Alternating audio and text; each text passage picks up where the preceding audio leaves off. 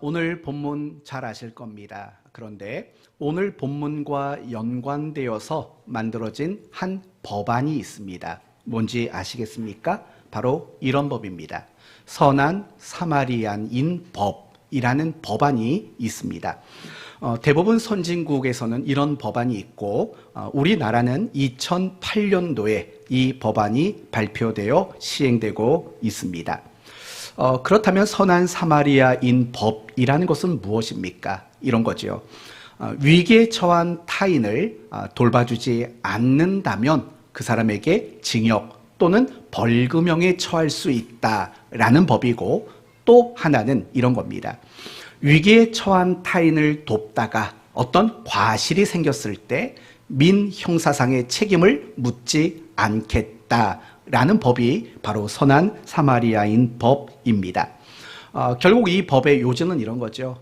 서로가 서로를 적극적으로 도와주어야 한다라는 취지로 만들어진 법입니다. 그렇다면 이런 법이 만들어진 이유가 뭐겠습니까? 그것은 갈수록 세상이 이기적이기 때문에 그렇습니다. 남이야 어떻든 나만 잘 되면 되고, 남이야 어떻든 나만 잘 살면 된다라는 이런 이기심과 배타심이 세상에 만연해 있기 때문에 그렇습니다. 조금 더 넓은 의미로 말한다면 이 세상에 더 이상 이웃이 존재하지 않고 이웃을 사랑하는 풍토가 사라지고 있기 때문에 이런 법안이 만들어진 것입니다.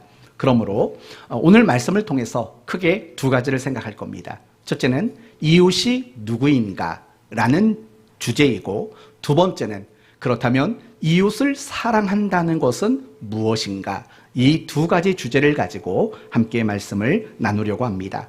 오늘 본문은 율법 교사가 예수님을 시험하기 위해 두 가지 질문을 하는 내용으로 구성되어 있습니다. 먼저 첫 번째 질문은 25절입니다. 뭐라고 첫 번째를 질문하고 있습니까? 선생님, 내가 무엇을 하여야 영생을 얻습니까? 라고 묻습니다.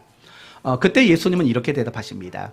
하나님을 사랑하고 이웃을 사랑하여라 라고 예수님은 대답을 해 주십니다.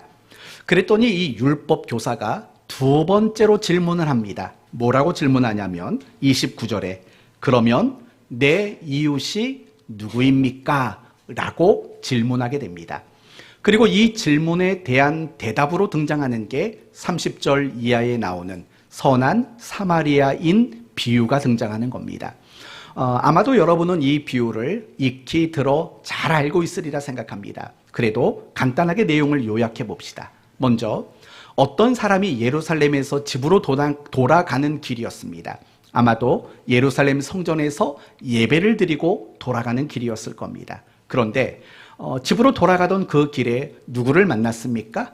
강도를 만났습니다. 그리고 매를 맞았고 겉옷과 모든 것을 다 빼앗기고 거의 죽어버리는 상태까지 다다랐습니다.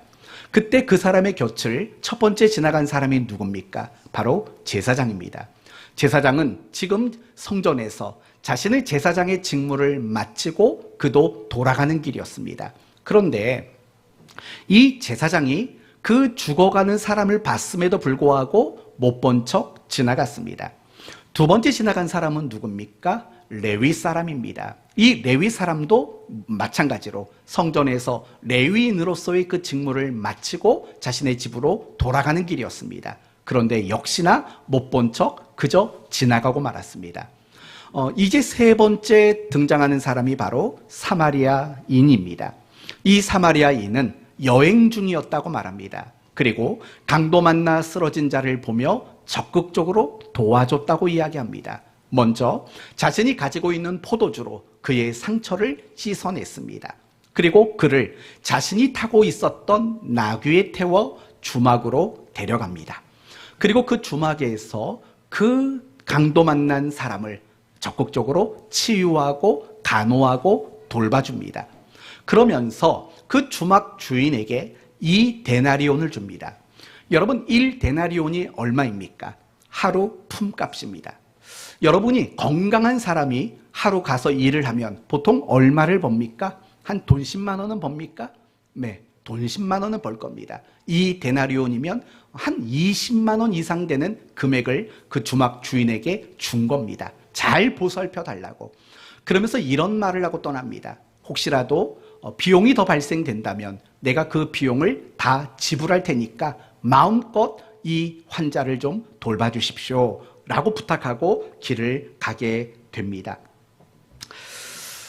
이 비유를 통해서 결국 예수님이 율법 교사에게 뭐라고 말하냐면 36절에 보면 내 생각에는 이 세 사람 중에 누가 강도 만난 자의 이웃이 되겠느냐라고 이웃이 누구인가를 정확하게 설명하고 있는 겁니다. 그러면서 율법 교사에게 마지막으로 이런 말을 하죠. 너도 이와 같이 하라 라는 말로 오늘 이야기는 끝납니다. 오늘 이 본문은 과연 우리에게 무엇을 가르칠까요? 첫째는 이걸 가르칩니다. 이웃에 대한 가르침을 주는 겁니다. 더 정확히 말한다면 이웃의 범위, 이웃의 한계가 어디까지냐라는 이 부분들을 우리에게 소개해주고 있다라는 겁니다. 먼저 여러분에게 하나 물어봐야 합니다. 여러분에게는 이웃이 얼마나 있으십니까? 아니요, 다시 묻겠습니다. 여러분에게는 이웃이 누구입니까? 어디까지 여러분의 이웃입니까? 맞으면 맞다고 해주십시오. 여러분이 사시는 아파트에 그 단지 사람들은 다 이웃입니까? 정말 이웃이라고 생각하냐고요. 약간 그러면 여러분이 살고 있는 그 동에 있는 사람들은 이웃일까요? 정말 내가 이웃이라고 생각하는지 생각해 보라는 거예요. 글쎄요. 그러면 여러분이 살고 있는 그 라인의 사람들은 이웃인가요? 어떤가요? 글쎄요. 그러면 여러분의 윗집과 아랫집과 앞집은 이웃일까요? 글쎄요. 제가 이런 이야기를 하는 이유가 뭐냐면 사실 오늘날에는 이웃이라는 개념이 거의 사라지지 않았는가라는 생각이 들기 때문에 그렇습니다. 저도 제가 살고 있는 아파트에 얼굴을 알고 지내는 사람이 저희 앞집 말고는 없습니다. 윗집에 누가 사는지 모르겠습니다. 아랫집에는 누가 안 삽니다. 1층이니까. 여하튼 사실은 제 이웃이 누군가 막막하게 느껴질 때가 많은 거죠. 사실 여러분도 마찬가지 아닐까요? 여러분이 과연 이웃이라고 생각하는 범위는 과연 어디까지인가라는 이 부분을 많이 생각해 봐야 할 필요가 있다는 거예요. 당시 유대인들에게는 이웃의 개념이 딱 정해져 있었어요. 오늘날 우리처럼 고민할 만한 이유가 없어요. 당시 유대인들에게 이웃은 누구였는가 하면 이렇게 대답할 수밖에 없습니다.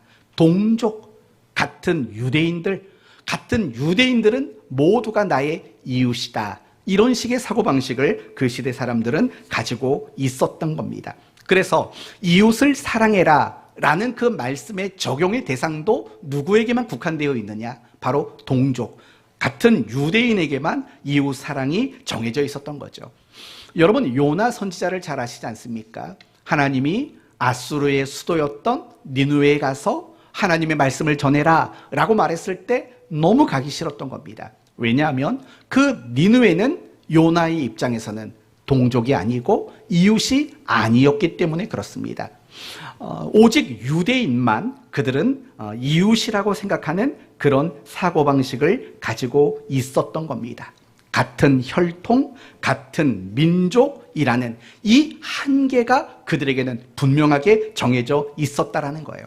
그러나 오늘 본문의 예수님께서는 우리에게 무엇을 말씀하고 있냐면 이 이웃의 한계를 벗어나야 된다라는 겁니다.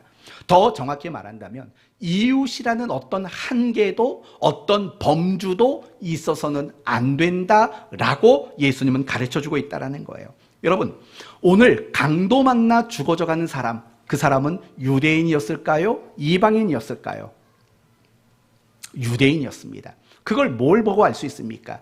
예루살렘에서 내려가다라가 라고 말을 합니다. 그 말은 예루살렘은 항상 지형적으로 높은 곳에 있었다는 게 아니라 예루살렘은 그 어느 지역보다도 가장 가치 있는 지역이라는 거죠. 그러니까 그는 예루살렘에서 성전에서 예배를 드리고 내려가는 사람이었습니다. 유대인이었습니다. 그렇다면 이 유대인을 도왔던 사마리아인 그 사람은 어떤 사람이었습니까? 사실은 유대인과 사마리아인들은 민족적 갈등, 어떤 감정의 골이 대단히 깊었던 관계였던 겁니다. 원래대로 말한다면 이 사마리아 사람들은 북이스라엘에 속한 사람들입니다.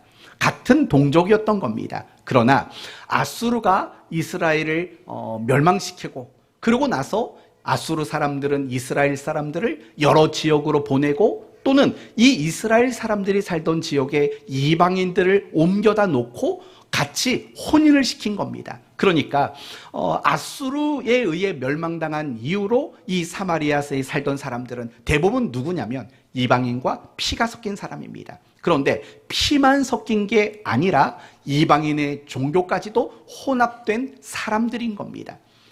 여러분, 유대인들은 돼지고기를 먹습니까? 안 먹습니까? 안 먹습니다. 근데 여러분은 잘 먹어요.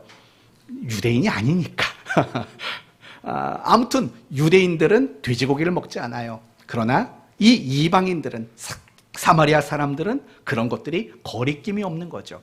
그러니까 종교적으로나 혈통적으로나 그들은 이제 더 이상 동족이 아닌 거예요. 이방인인 거예요. 더 나아가서 그들은 원수로 여길 정도로 굉장히 나쁜 감정을 가지고 있었던 관계가 바로 유대인과 사마리아인의 관계였던 거예요. 그런데 생각해 봐요. 유대인이 죽어가고 있어요. 그런데 그런 유대인을 도와준 사람이 누구냐? 바로 사마리아인이었다라는 거예요. 이미 이 사마리아인은 이웃의 그 한계를, 범주를 이미 넘어섰다라는 거예요. 예수님이 뭐라고 말했습니까? 너도 이와 같이 하라는 거예요. 너도 이와 같이 하라. 지금 유대인들이 생각하고 있는 이웃은 유대 동족에게만 한계가 있는 거 아닙니까? 선이 그어져 있는 거 아닙니까?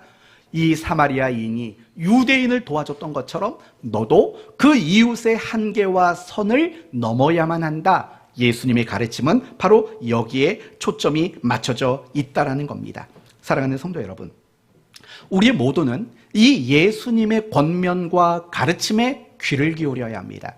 이유가 뭐냐면 우리도 정말 다양한 한계와 다양한 선을 그어놓고 이웃을 생각하기 때문에 그렇습니다. 우리가 생각하는 이웃은 어쩌면 유대인과 너무 똑같은지 모릅니다. 나랑 가까이 지내는 사람만 이웃이고 내 마음에 맞는 사람만 이웃이고 나와 생각이 비슷한 사람만 이웃이고 나에게 잘해주는 사람, 나를 좋아해주는 사람, 우리는 그 사람만을 이웃이라고 그렇게 생각하는 경우들이 너무 많기 때문에 그렇습니다. 그리고 그렇지 않은 사람들에게는 늘 등을 돌리는 거죠. 관심이 없는 거죠. 그들이 어떤 일을 당하든 어떤 어려움을 당하든 우리는 늘 무관심으로 일관하는 거죠. 오로지 나와 가깝고 나와 친분이 있는, 나에게 좋은 관계가 유지되고 있는 그들만이 나의 이웃이라고 생각할 때가 많다라는 겁니다. 그러나 그렇지 말라는 겁니다. 더 넓혀야 된다라는 겁니다. 그렇다면 우리 모든 그리스도인들에게 이웃은 누구일까? 사실은 모든 사람이 우리 그리스도인의 이웃이라는 사실을 우리는 잊지 말아야 되는 거예요. 모든 사람이 다 우리의 이웃일 수밖에 없다라는 거예요. 사랑하는 성도 여러분, 당신의 이웃은 누굽니까? 라고 물었을 때 모두가 나의 이웃입니다 라고 말할 수 있어야지 바로 그 사람이 참다운 그리스도인이라는 사실을 여러분은 알아야 하는 겁니다. 조금만 더 생각해 보면 오늘 본문은 우리에게 더 놀라운 이야기를 합니다. 무엇을 말하냐면 이웃은 내가 정하는 게 아니라는 겁니다. 이 말이 이해가 되실런지 모르겠습니다. 우리는 보통 이웃하면 저 사람 내가 정하지 않습니까? 저 사람은 내 이웃이야. 저 사람은 내 이웃이 아니야. 내가 정합니다. 하지만 오늘 본문을 가만히 묵상하다 보면 이웃은 내가 정하는 게 아니라고 말합니다. 이 부분이 굉장히 놀랍고 굉장히 탁월한 가르침이라는 거죠. 29절 말씀을 보시면 율법 교사가 뭐라고 말했다고요? 이렇게 말합니다. 예수께 여짜오되 그러면 내 이웃이 누구입니까? 여러분, 지금 기준, 이웃의 기준은 뭐냐면 내 이웃이라고 말을 하는 겁니다. 그런데 여러분, 36절을 보시면 뭐라고 말하냐면 네 생각에는 이 세 사람 중에 누가 강도 만난 자의 이웃이냐라는 거예요. 그러니까 율법 교사는 뭐라고 물었다고요? 내 이웃이 누굽니까? 라고 물었다는 거예요. 그러니까 내가 기준이 되고 내가 입장이 된 그 자리에서 이웃을 정하는 거죠. 그러나 예수님의 이야기는 강도 만난 자의 이웃이 누구냐? 이런 식으로 이야기를 하는 거예요. 강도 만난 자의 이웃이 누구냐라는 거죠. 이 말은 무슨 말인지 아세요? 이웃은 내가 결정하는 게 아니에요. 나에게 어떤 도움을 필요로 하는 사람, 그러니까 이 강도 만난 사람은 누군가에게 절실히 도움이 필요했던 사람 아닙니까? 그 사람의 이웃인 거죠. 그러니까 나에게 어떤 도움을 받기를 원하는 사람, 나에게 어떤 관심 받기를 원하는 사람, 나에게 어떤 위로를 받기 원하는 사람, 나에게 어떤 사랑을 받기를 원하는 사람, 바로 그 사람이 내 이웃이라는 거예요.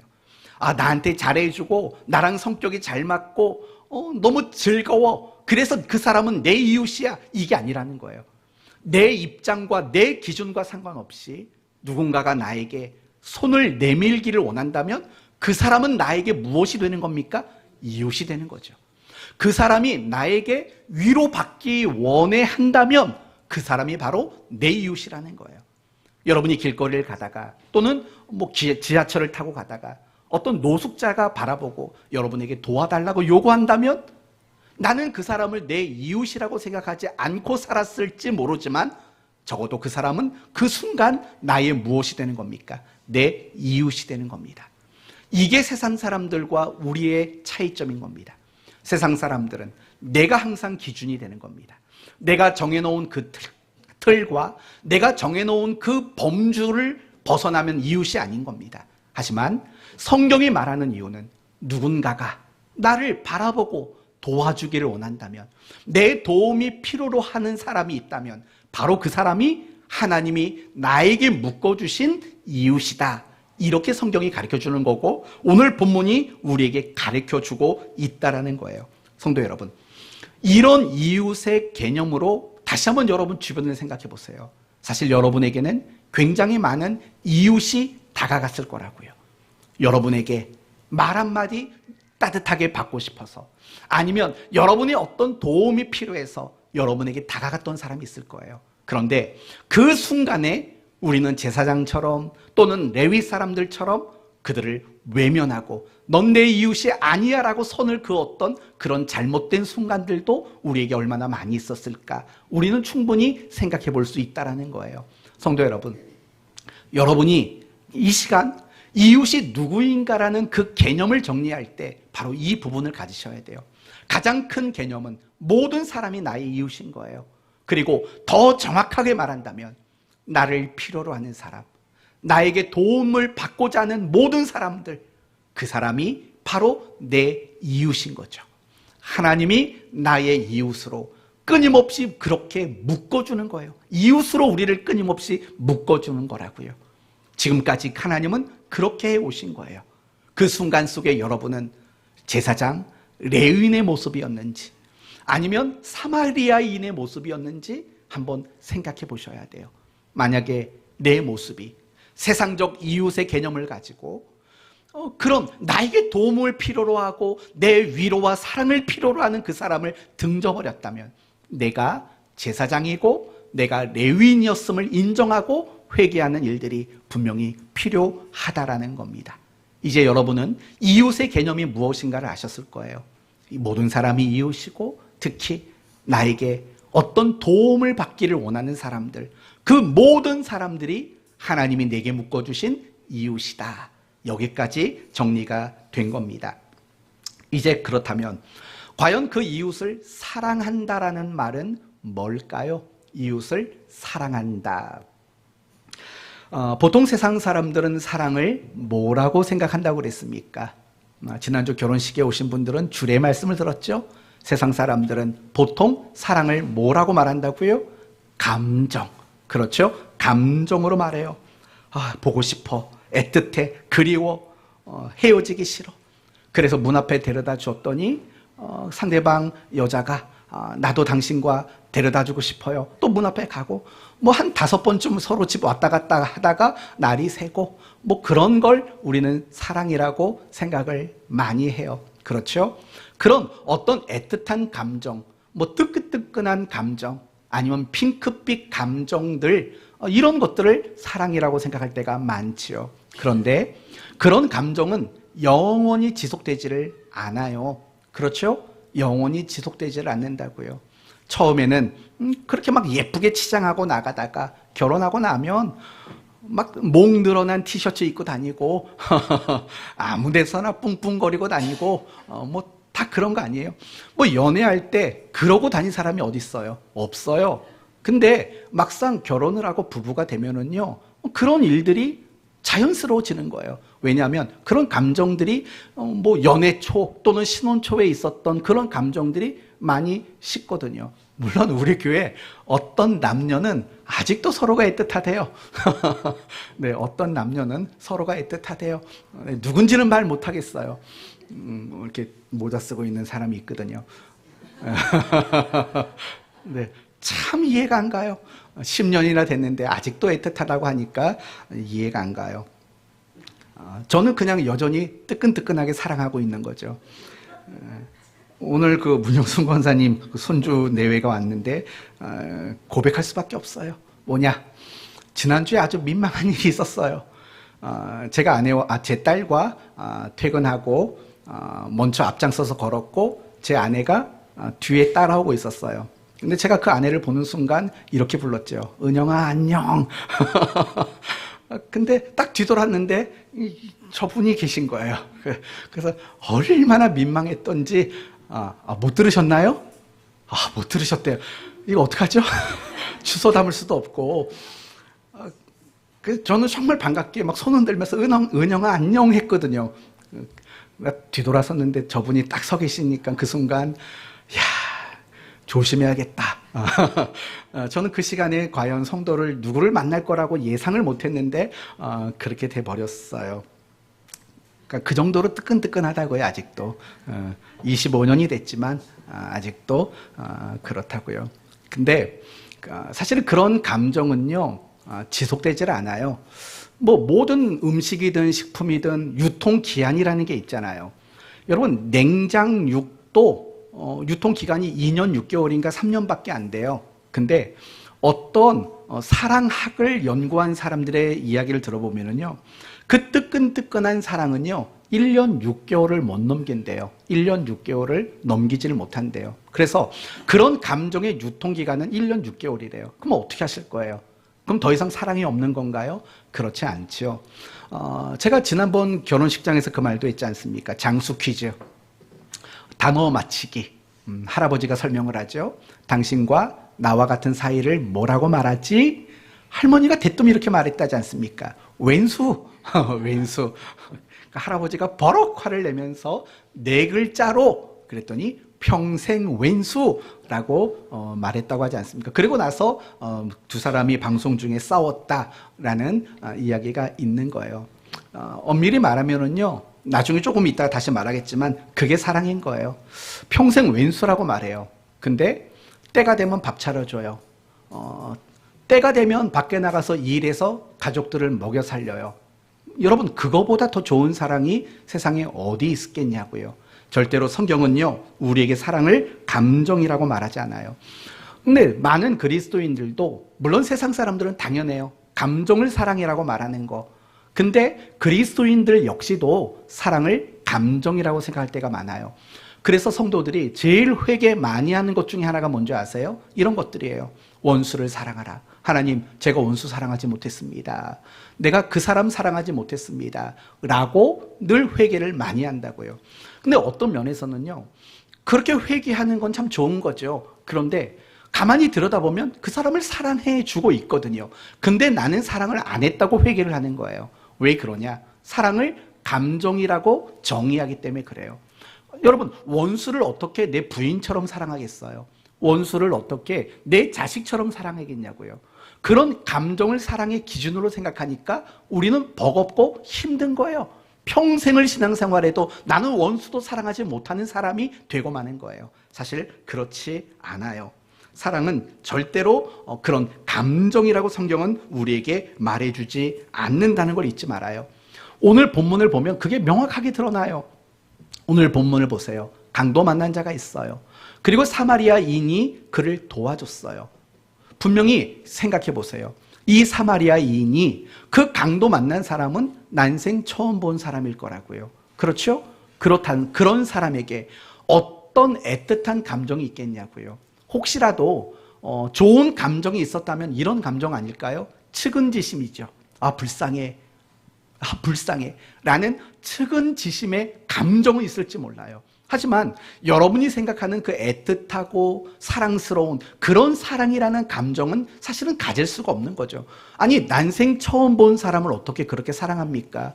뭐 첫눈에 반한 것도 아니고 강도 만나 온몸이 찢기고 막 피투성이가 됐는데 첫눈에 반했다고 말하면 그건 이상한 거잖아요. 근데 이 사람이 사랑이라고 말하고 있다고요.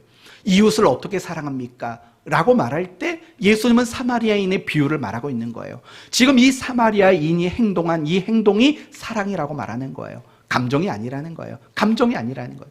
만약에 사랑이라는 걸 그런 감정으로만 생각해 본다면 그건 큰 오해고 큰 잘못이라는 거죠. 제사장 레위인을 한번 생각해 봐요. 그 사람은 측은지심이 없었을까요? 강도 만난 사람을 보면서 있었죠. 그러나 그렇다고 해서 그들이 그 사람을 사랑한 게 아닌 거죠. 이제 여러분에게 정확하게 설명하겠습니다. 과연 이웃을 사랑하라 라고 말할 때 사랑은 뭘까요? 두 가지로 이야기를 할 수 있어요. 하나는 내 입장에서 사랑을 설명할 수 있고, 두 번째는 상대방의 입장에서 사랑을 설명할 수 있어요. 먼저 내 입장에서의 사랑이 뭔지를 여러분에게 말씀을 드릴게요.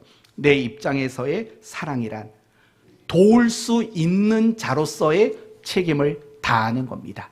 다시요. 내 입장에서 사랑이 뭐냐? 내가 누군가를 도울 수 있는 그 책임, 그 역할을 다해주는 거. 그게 바로 성경이 말하는 사랑이라는 거예요. 오늘 본문의 사마리아인을 생각해 보십시오. 이 사람은 그 강도 만나 쓰러져 죽어가는 자에게 감정은 없었어요. 우리가 생각하는 그 사랑이라는 애정의 감정은 없었어요. 하지만 지금 강도 만난 사람에게 정말 필요한 게 뭘까요? 누군가의 도움이에요. 누군가가 보살펴주고 누군가가 그 생명을 되살려 줄 수 있는 그 손길, 도움의 손길을 절실히 필요했다고요. 그런데 이 사마리아 사람이 그 일을 한 거예요. 자신이 가지고 있는 포도주로 상처에 뿌려 소독을 해주고 나귀에 태워주고 치료받을 수 있는 주막으로 옮겨주고 거기서 밤새껏 돌봐주고 간호해주고 또 혹시라도 비용이 발생되어 중단될까 봐 비용 발생되면 내가 지불하겠다고 약속까지 해줬다고요. 정말 이 강도 만나 죽어가는 이 사람에게 가장 필요한 도움을 주었던 거예요. 그게 사랑이라는 거예요. 그게 사랑인 거예요. 내가 도울 수 있는 자, 내 역할과 내 그 책임을 그저 다해주기만 해도 그건 성경이 말하는 사랑이라는 말인 거예요. 그래서 성경은요, 로마서의 말씀을 보면 원수를 사랑해라 라고 말하고 그 다음에 무슨 말이 나오냐면 이런 말이 나와요. 원수가 줄이거든 뭘 주고? 먹을 것을 주고, 원수가 목마르거든 마실 것을 주어라 라고 말한다고요. 그게 사랑인 거예요. 정말 원수처럼 여겨지는 그 사람이 배고파 죽어가고 있어요. 그러면 빵 하나 그에게 건네주는 거, 그게 사랑이라는 거예요. 원수가 목이 말라 탈진해 죽어가고 있어요.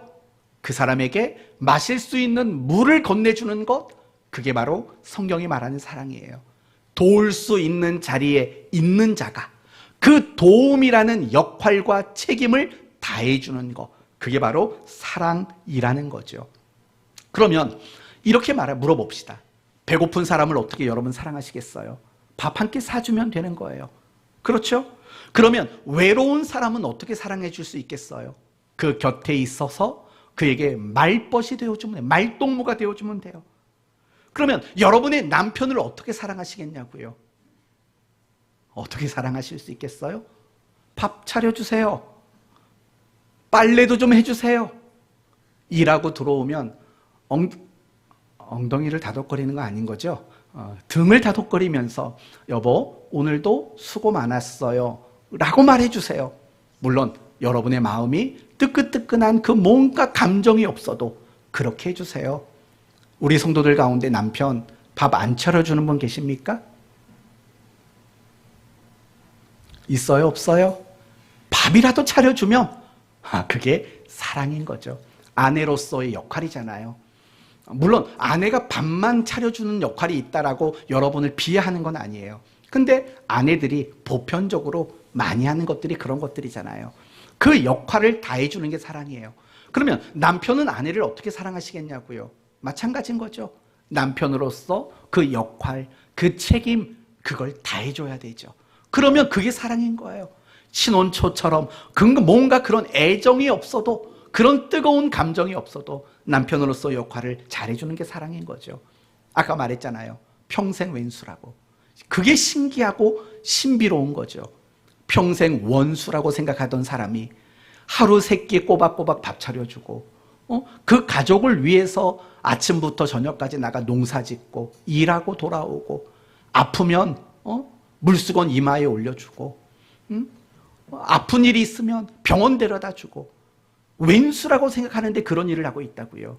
그게 저는 정말 깊이 있는 사랑이라고 생각해요. 사실 성경이 말하는 사랑은 그런 거거든요. 하나님이 우리를 사랑했다? 여러분, 그 사랑도 똑같은 거예요.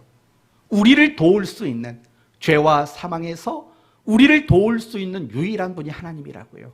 그 하나님이 우리를 죄와 사망에서 건져내시는 도움을 주셨다고요. 그게 사랑인 거예요. 그게 내 입장에서의 사랑인 거예요. 여러분, 나 이 대한민국을 어떻게 사랑하시렵니까?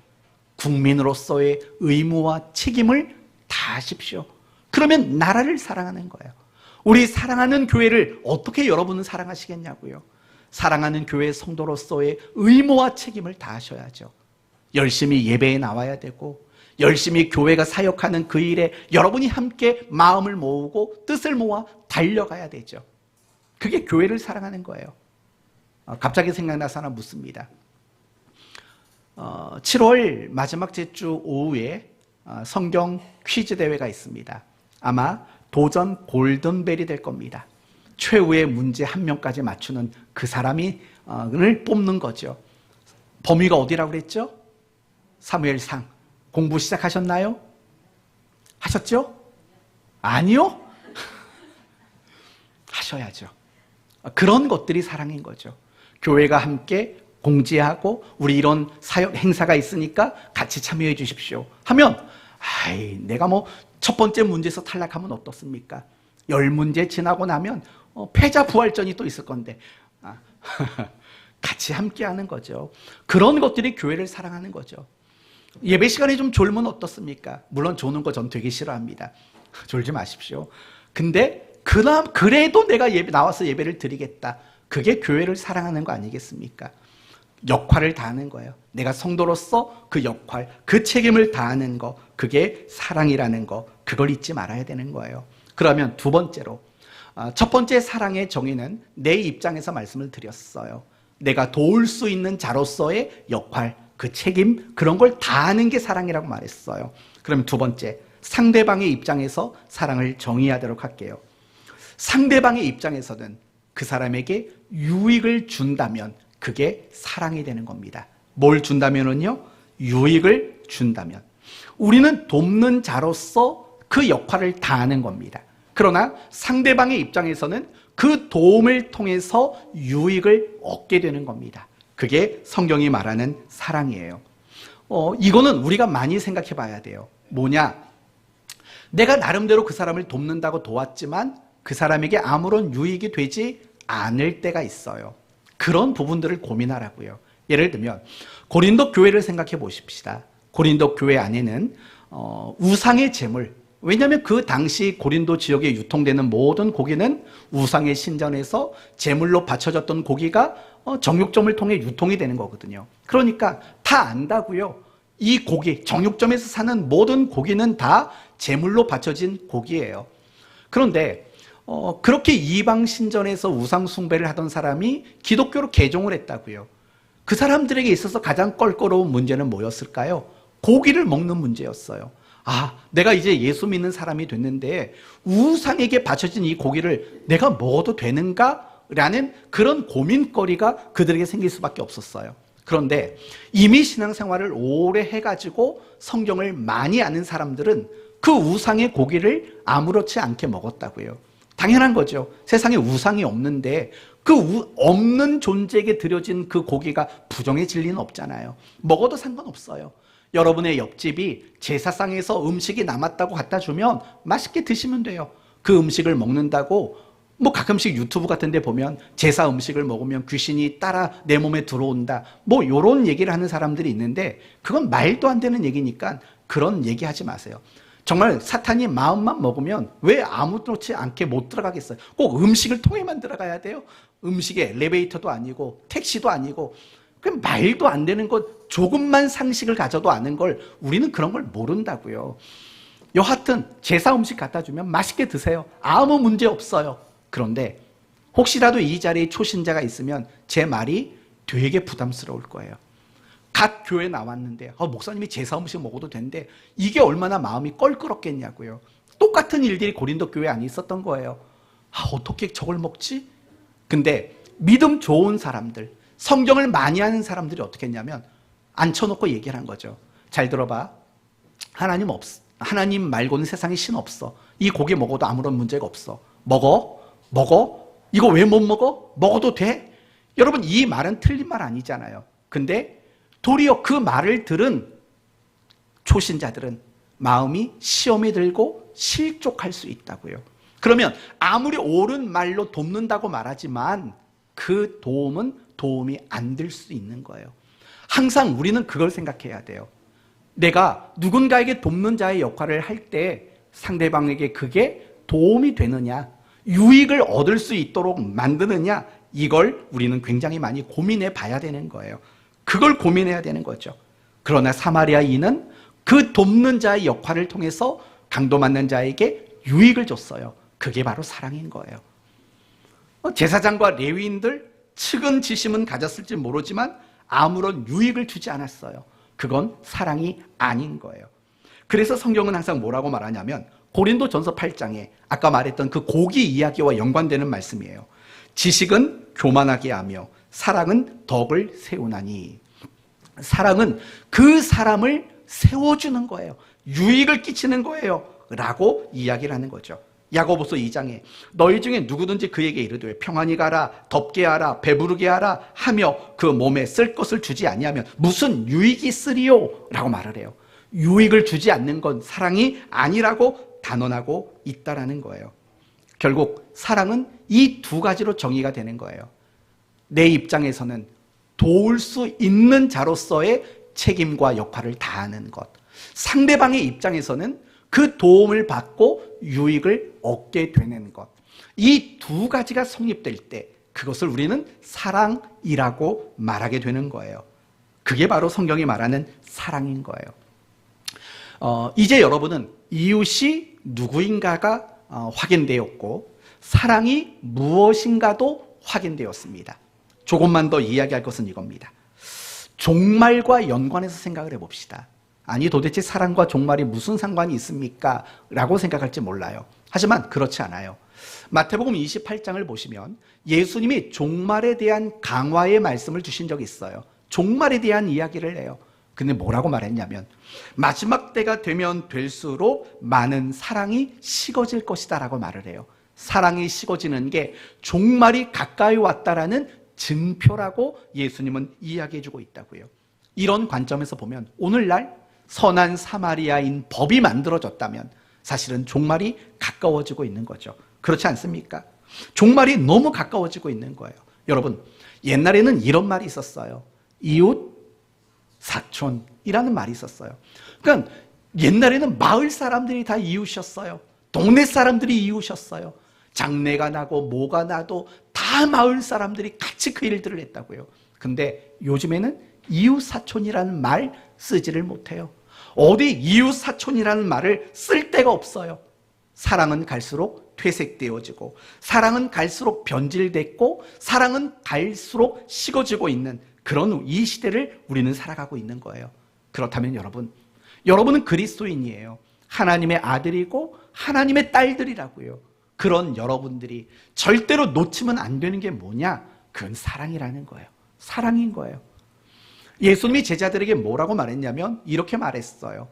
너희가 서로 사랑하라. 이로써 너희가 내 제자인 줄 알리라라고 말했다고요.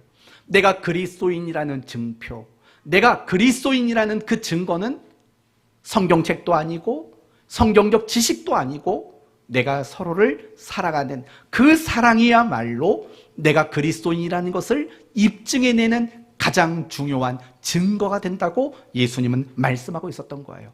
하나님이 하나님이신 이유가 뭡니까? 요한일서에 이렇게 말하죠. 하나님은 사랑이시니라. 하나님은 자기 자신을 사랑이라고 정의하셨어요. 그래서 그런 하나님은 우리에게도 항상 사랑으로 정의가 되고 사랑이 정답임을 보여주는 사람으로 살라고 그렇게 말씀하고 있는 거죠.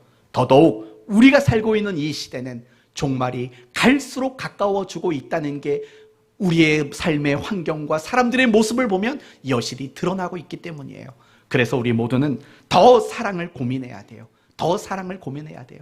돕는 자로서, 그리고 이 도움을 받는 자의 입장에서 유익이 되는지 정말 사랑을 정말 많이 고민하고 여러분이 그 사랑을 더 많이 가짐으로 여러분이 그리스도인이고 하나님의 자녀라는 것을 입증해낼 수 있는 여러분이 되시기를 바랍니다. 끝으로 한 가지만 말씀을 드리고 마치겠습니다. 다음 주에 이 본문을 한 번 더 해야 될 것 같습니다. 우선 이렇게 마무리할게요. 우리 속담에 이런 말이 있어요. 구슬이 서말이라도 꿰어야 보배라는 말이 있죠. 이런 뜻 아닐까요? 아무리 좋은 걸 많이 가지고 있어도, 많이 알아도 그거 실천하지 않으면 아무런 소용이 없다라는 말의 뜻인 거예요. 우리는 지금까지 이웃이 누구이고 사랑이, 이웃 사랑이 무엇인가를 다 배웠어요. 그러나 정작 중요한 것은 뭐냐? 사랑은 결코 이론과 지식이 되면 안 된다는 거예요.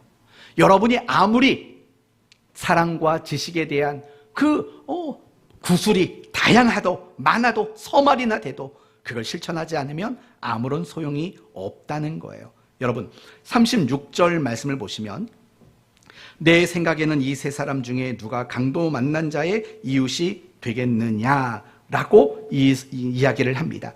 그러면서 37절에 뭐라고 말하냐면 맨 마지막에 너도 이와 같이 하라라는 거예요. 너도 이와 같이 하라. 여러분 율법 교사는 이웃이 누굽니까? 사랑이 뭡니까? 늘 물었다고요. 다 이론이고 지식적인 거예요. 그런데 예수님의 대답은 너도 이와 같이 하라라고 실천적 이야기로 이야기를 마무리하고 있다라는 거예요. 성도 여러분, 경건이 뭘까요? 영성이라는 게 뭘까요? 경건과 영성 뭘까요? 진리를 터득하고 진리를 깊이 깨달아 마음에 감탄이 생기는 걸까요? 아닙니다. 또는 중세시대처럼 수도원에 들어가서 예배에 집중하고 묵상하고 기도하는 이런 삶을 살아가는 게 경건이고 영성일까요? 아닙니다. 분명히 말하지만 우리 기독교는 수도원식 신앙을 지향하지 않습니다. 기도원식 신앙을 절대로 지향하지 않습니다. 물론 기도원에 갈 수 있습니다. 시간을 정해놓고 3일이든 일주일이든 정해놓고 기도원에 갈 수 있습니다. 그러나 기도원에서 그냥 사는 건 안 됩니다. 오살리 기도원에 가끔씩 갑니다. 그러면 거기 가보면은요, 아예 그냥 앞자리에 이불 깔아놓고 한 달, 두 달 사는 사람이 있다고요. 저는 옳지 않다고 생각합니다. 그건 기독교 신앙이 아닌 거죠. 대부분의 사람들은 기독교 신앙을 예배를 드리고 성경을 읽고 기도하는 것으로 생각합니다. 그렇지 않습니다. 여러분, 오늘 본문을 보면 제사장과 레위인이 강도 만난 자를 도와주지 않았습니다. 이 사람들은 누구예요? 종교적 지도자예요. 어떤 신앙에 어떤 특별함이 있는 사람들이에요. 근데도 죽어가는 사람을 안 도와줬다고요. 저는 마지막에 이 말씀을 묵상했어요. 왜 안 도와줬지? 물론 가장 표면적인 이유는 이런 것도 있어요. 뭐냐? 만약에 이 사람이 죽은 사람이라면 그 사람 몸에 손을 대는 그 즉시 제사장과 레위인은 어떤 사람이 되죠? 부정한 사람이 돼요. 율법에 근거하면 시신의 손을 대면 부정한 자가 돼서 격리 생활을 해야 돼요. 제사장 직무, 레위인의 직무를 못하게 돼요. 그런 그럴듯한 핑계는 있을 것 같아요. 그래서 손 못 댔습니다. 얼마나 도와주고 싶었는데 그렇게 핑계댈 수 있을 것 같아요. 근데 저는 이런 생각이 들더라고요. 그 사람이 쓰러져 있는 곳이 성전이 아니었기 때문입니다. 만약에 그 사람이 성전에 쓰러졌다면 앞장서서 그 사람을 도와줬을 겁니다. 성전이 아니었기 때문이라고 생각이 듭니다. 무슨 말이고 하니 이런 거죠. 레위인과 제사장은 자신들이 그 종교적인 사역을 감당하는 것이 성전이라고 국한되었기 때문인 거예요. 사실 우리도 마찬가지인 거예요. 내가 왜 이웃을 사랑하는 그 일들이 이론과 지식으로는 풍성하지만 실천적으로는 왜 부족할까? 그 이유는 여기에 있어요. 우리는 신앙을 배우고 신앙을 훈련하는 장소를 교회로만 국한시키는 거예요. 그래서 교회 안에 있는 여러분을 보면은요, 하나같이 다 그리스도인 같이 보여요. 얼마나 말도 예쁘게 하고, 얼마나 잘 웃어주고, 양보도 잘하고, 얼마나 섬기기도 잘해요. 교회 안에서 여러분의 모습을 보면 참 귀한 그리스도인이에요. 여러분, 교회 안에서 욕하는 사람 보셨어요? 교회 안에서 멱살 잡는 사람 보셨어요? 이런 사람은 흔하지 않다고요. 다 여러분은 그리스도인다워요. 근데 교회 밖에만 나서면 딴 사람으로 돌변하죠. 왜냐? 교회 안에서만 내가 신앙을 배우고 훈련받는, 실천하는 장소라고 생각하는 거죠. 교회 밖은 더 이상 내가 신앙을 삶으로 실천하는 자리라고 여기지 않는 거예요. 바로 이 부분을 여러분과 나누고 싶은 거예요. 여러분이 이웃을 사랑하고 이웃을 향해 유익을 끼치는 그 모든 일들은 실천되어져야만 해요. 교회 안에서만 사랑하려고 하지 마세요. 교회 밖에서도 여러분은 이웃을 사랑하는 그런 사람이 되어야 마땅한 겁니다. 이제 오늘 말씀을 마치겠습니다. 이웃이란 내가 정하는 게 아니에요. 저 사람, 이씨, 김씨, 최씨, 저 사람은 내 이웃이야. 내가 정하지 마십시오. 이웃은 상대방이 정하는 겁니다. 누군가가 여러분에게 도움의 손길을 내밀다면 그 순간 그 사람은 내 이웃으로 하나님이 묶어주신 겁니다.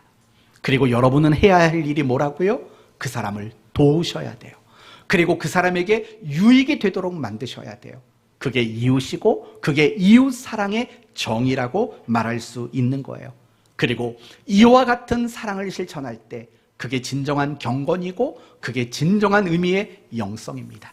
오늘 하나님이 저와 여러분에게 이렇게 말합니다. 너도 이와 같이 하라. 이 한 주간 여러분 모두가 선한 사마리안인처럼 살아가기를 예수 그리스도의 이름으로 축원드립니다.